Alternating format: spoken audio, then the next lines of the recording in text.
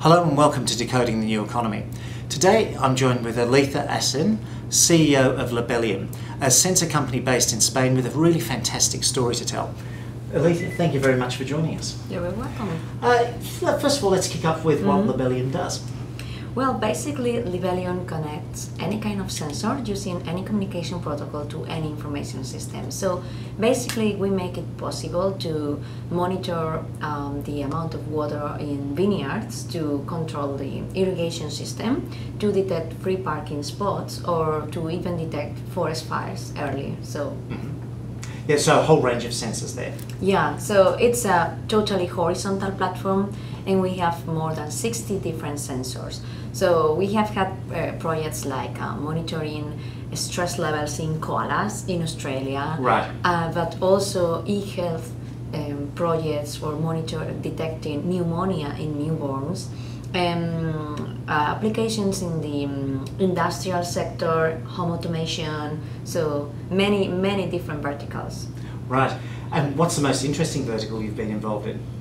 I think that the most interesting and the hottest right now could be agriculture, because there is a very clear return on investment, and we've been doing these projects for monitoring Alvarinho in Rías Baixas in Galicia, which is a very nice project. And the second vertical, which is really taking off in IoT, is smart cities, where it's also very interesting. Now, Libelium's a really interesting name. What's the story behind that? Well, that's Libelium stands from libélula, which is the Spanish name for dragonfly. And we wanted to name the company after a swarming insect, because that's the idea of these tiny sensors communicating each other and transmitting the message to one point to another one. Right. Now, with the swarm there, you've also been heavily involved in open source and crowdsourcing too. Tell me more about that. That's something that we are seeing with a lot of interest right now. For example, we made a project in Fukushima. So when the nuclear accident happened, we sent some Geiger counters to the Tokyo hackerspace, and some of and the rest we put them just to cover the cost. Yes. And suddenly, all the people with the Geiger counters started to publish the data into the internet. Right. So they were keeping a real-time and totally independent radiation map, just made by the activist citizens that were concerned about that. Right, so you had the whole bunch of activists outside of governments putting together some open data there. Yeah, that's right. Yeah. Now, what was the motivation for you setting up Libelium? It was maybe a matter of rebel to not to want to go abroad, to make the company, to work in the company that you want to be.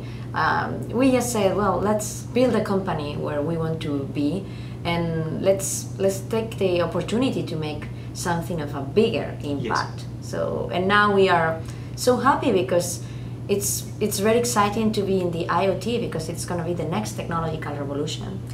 Now in Spain there's a lot of investment in this, so cities like Barcelona really investing in the smart connected cities. Does that help your business? I think that whatever it's helping to promote the ecosystem, it's always helping us. And it's true that despite the economy, we are seeing a number of projects in Spain about smart cities. In fact, I'm saying that Spain is the Silicon Valley for smart cities. Right.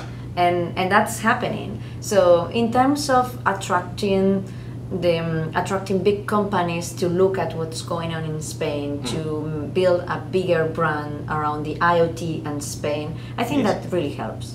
Right. And where do you see Libelium going in the next 5 years? Well, right now we are expanding our company, so we have just opened here in the US to give a better service to our US customers. Yes. And the idea is to continue to expand the distributors network. So that's what we are really working on that. Yeah. Now, with your backing, you've bootstrapped this business. You didn't have any venture capital or anything like that. How did you find that in growing a business with little capital? It was challenging, but but it really helped us to be austere and to build the company in a very robust and steady way. So we start by selling products on internet business that we started called Cooking Hacks, right. which is the do-it-yourself version for the Internet of Things. So now that's it was the way of funding the company basically, and we also have some grants and some awards from the government and from private companies. But thanks to Cooking Hacks, we were able to connect to makers, and right now we have another channel for speaking directly to them. Right. Yep. So you're finding the makers movement is a really good channel for your business too. Totally. Yeah. So where do you see the Internet of Things in 5 years' time? I think that we are gonna be seeing thousands of sensors, billions of sensors, but more than focus on the big numbers that are out there, I would say that the biggest legacy that the IoT can bring us is transparency.